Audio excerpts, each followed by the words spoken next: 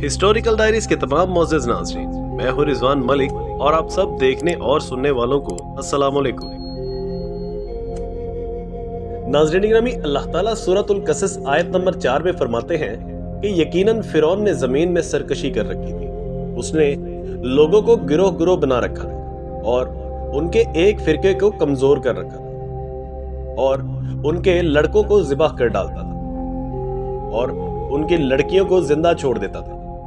बेशक वो था ही फसाद करने वालों में से। फिरौन ने बनी इसराइल के यहाँ जो नौमौलूद बेटे होते थे उन्हें कत्ल करने का एक वसी प्रोग्राम बनाया था। यहाँ तक कि फिरौन ने 70,000 नौमौलूद बच्चों को कत्ल करवाया। उस वक्त फिरौन के मुकर्रर करदा दाइयां बनी इसराइल की हामला औरतों की निगरानी करती थी। फिरौन ये सब कुछ अपने एक ख्वाब की वजह से करता था। नजूमियों ने फिरौन के ख्वाब की ताबीर बयान करते हुए कहा था कि एक बच्चा पैदा होगा जो तुम्हारी सल्तनत को नीस्तो नाबूद कर देगा। हमारा आज का वाकया हजरत मूसा अलैहिस्सलाम की वलादत का है कि किस तरह इन मुश्किल हालात में से हजरत मूसा अलैहिस्सलाम की वलादत हुई और फिर किस तरह आप अलैहिस्सलाम ने दुश्मन के ही घर में परवरिश पाई और फिरौन ने ऐसा क्या ख्वाब देखा था जिसकी वजह से वो खौफजदा हो गया। आज की इस वीडियो में हम कुरान मजीद की आयात और रवायात की रोशनी में हजरत मूसा अलैहिस्सलाम की विलादत के बारे में सारी मालूमात देंगे।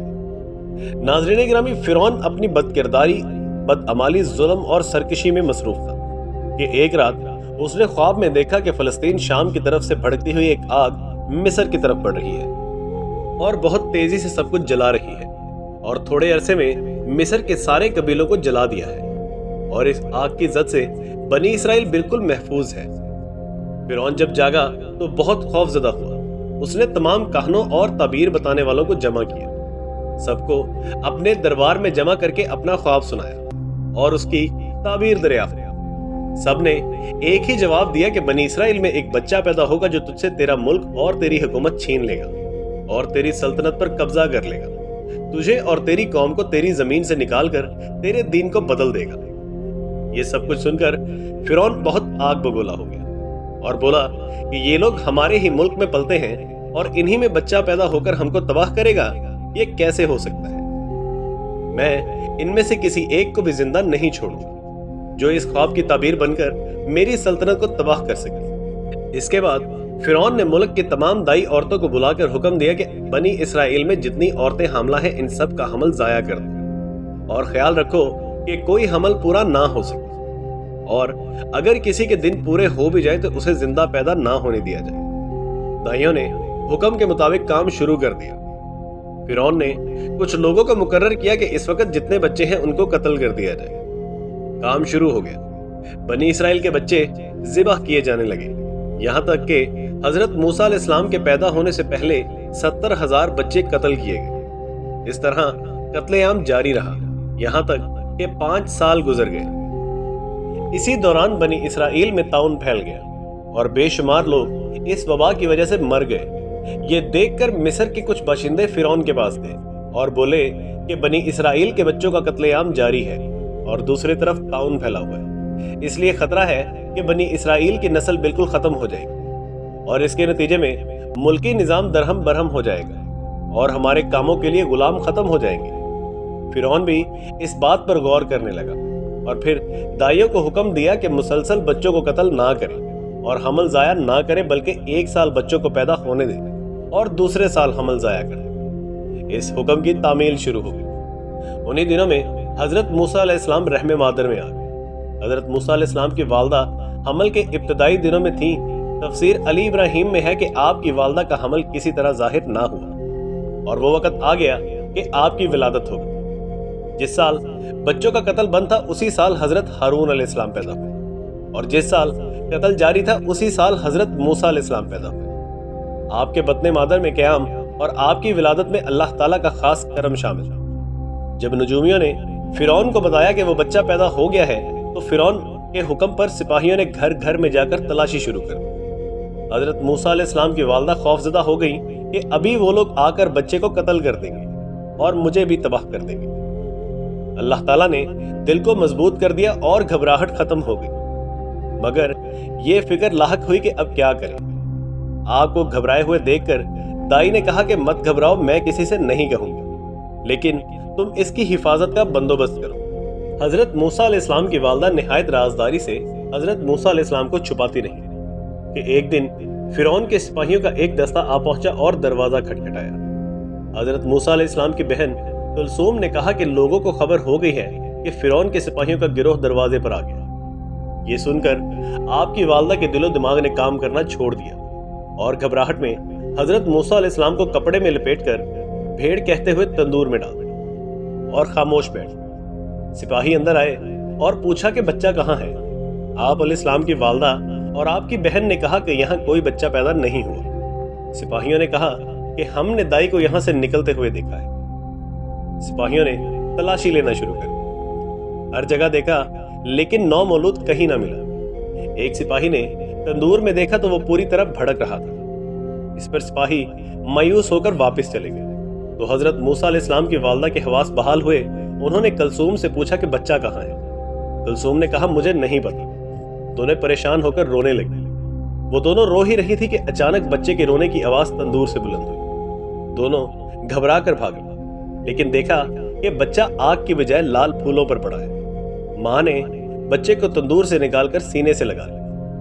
آپ کی والدہ آپ کی حفاظت کرتی رہی لیکن جانتی تھی کہ ایک دن میرا بچہ بھی قتل کر دیا جائے گا۔ یہ سوچ کر پریشان تھی کہ اللہ تعالیٰ نے ان کے دل میں یہ بات ڈال دی کہ وہ اس بچے کو دریائے نیل کی موجوں کے سپرد کر دے۔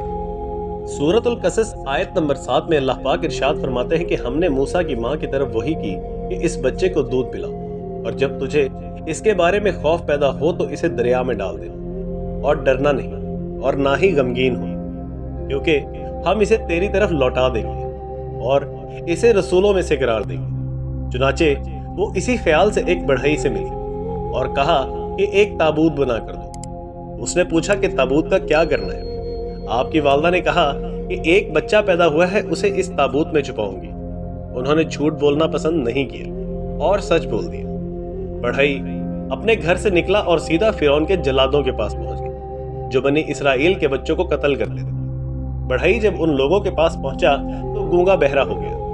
اشاروں سے سمجھانے کی بہت کوشش کی لیکن کچھ بھی سمجھا نہ سکا اور بالآخر جلادوں کے افسر نے کہا کہ یہ پاگل ہے، اسے مار پیٹ کر باہر نکال دیا۔ چنانچہ اسے پیٹ کر وہاں سے نکال دیا گیا۔ بڑھئی بہت حیران ہوا۔ جب اپنے گھر کے پاس پہنچا تو اس کی زبان بالکل کھل گئی اور سماعت بھی بحال ہو گئی۔ وہ سمجھ گیا کہ فرعون جس بچے کی تلاش میں ہے وہ یقیناً یہی بچہ ہے اور یہ وہی پیغمبر ہوگا جو فرعون کی سلطنت کو تباہ کرے گا، لہٰذا وہ مومن ہو گیا۔ اس نے تابوت بنا کر حضرت موسیٰ علیہ السلام کی والدہ کے حوالے کر دیا۔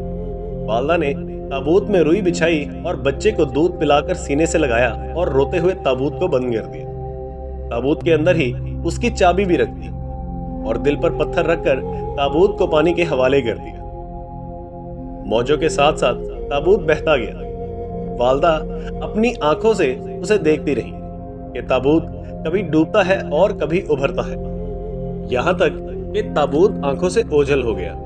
ایک روایت میں ہے کہ ماں نے پریشان ہو کر کلثوم سے کہا کہ تو تابوت کے ساتھ ساتھ چلتی جا۔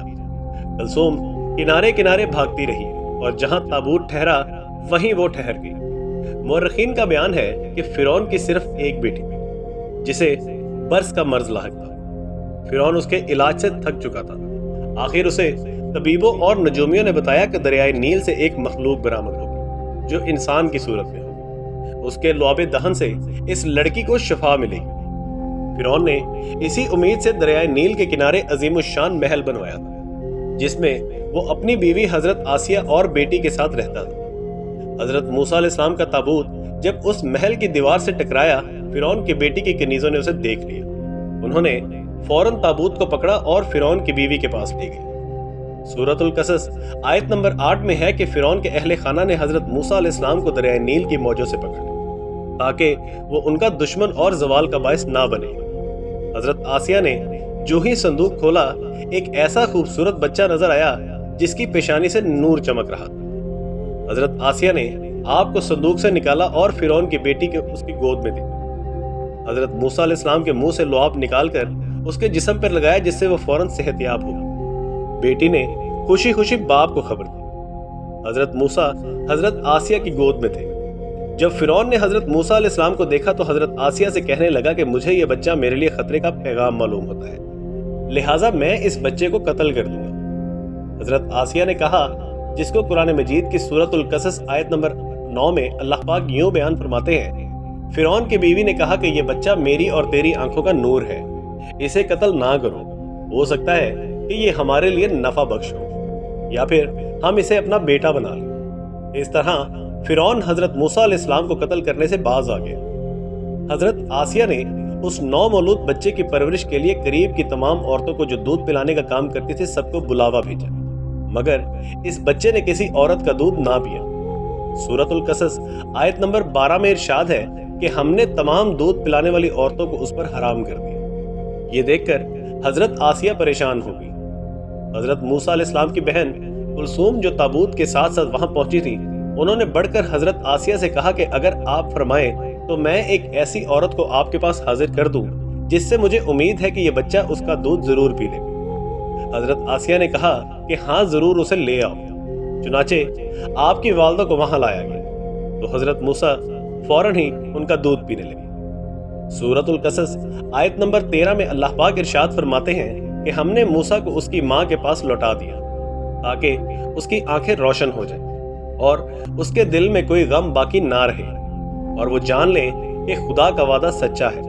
چنانچہ حضرت موسیٰ کی والدہ کی ڈیوٹی لگا دی گئی کہ وہ آپ کو اپنے ساتھ گھر لے جائے اور آپ کو دودھ پلائے اور دوران رضاعت ملکہ سے ملوانے روزانہ لایا کرے۔ ایک مرتبہ آپ کی والدہ آپ کو ملوانے حضرت آسیہ کے پاس لائی تو حضرت آسیہ آپ کو کندھے پر بٹھا کر فرعون کے پاس لے گئی تو فرعون نے آپ کو گود میں اٹھا لیا۔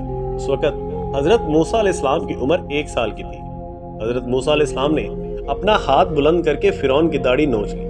کئی بال حضرت موسیٰ علیہ السلام کے ہاتھ میں آ گیا اور حضرت موسیٰ علیہ السلام ہنسنے لگے۔ فرعون کو غصہ آ گیا اور اس نے بچے کے قتل کرنے کا حکم دے دیا۔ حضرت آسیہ نے کہا کہ بچوں کی کسی حرکت پر ایسا رد عمل مایوس کن ہے، لیکن فرعون بضد رہا۔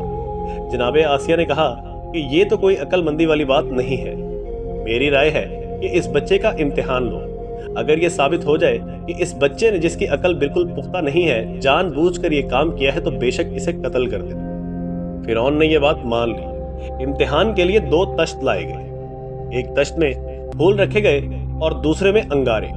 حضرت موسیٰ علیہ السلام کو ان تشتوں کے سامنے چھوڑ دیا گیا۔ حضرت موسیٰ علیہ السلام تشتوں کے قریب جا کر پھول اٹھانا چاہتے تھے کہ حضرت جبرائیل علیہ السلام نے ان کا ہاتھ انگاروں پر رکھ دیا۔ حضرت موسیٰ علیہ السلام نے انگارہ اٹھایا اور اسے اپنے منہ میں رکھ لیا۔ فرعون کو یقین ہو گیا کہ داڑھی کو نوچنا بچکانہ حرکت ہے، کیونکہ اگر یہ باشعور ہوتا تو انگارے کے بجائے پھول کو اٹھاتا، اور بالآخر فرعون نے انتقام سے درگزر کیا اور حضرت موسیٰ علیہ السلام قتل ہونے سے ایک مرتبہ پھر بچ گئے۔ حضرت آسیہ آپ علیہ السلام کی پرورش کرتی رہی، یہاں تک کہ حضرت آسیہ نے آپ کی والدہ کو دودھ پلانے کے فریضے سے فارغ کر دیا اور حضرت موسیٰ علیہ السلام کو اپنے پاس رکھ دیا۔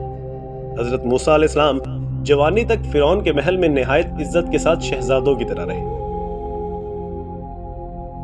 جی تو ناظرین، یہ تھی ہماری آج کی ویڈیو۔ آپ کو ہماری ویڈیو کیسی لگی ہمیں کمنٹ کر کے لازمی بتائیے گا، اور ہمارے چینل ہسٹوریکل ڈائریز کو سبسکرائب کرنا مت بھولیے گا۔ اس کے ساتھ ہی اگلی ویڈیو تک کے لیے ہمیں اجازت دیجیے۔ اللہ نگہبان۔